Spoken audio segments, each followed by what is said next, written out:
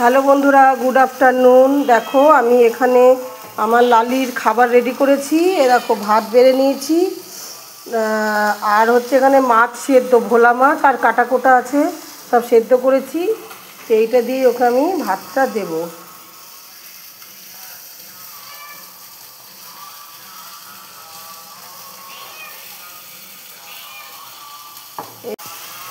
এইভাবেই ওকে ভাতটা আমি মেখে দিই রোজ।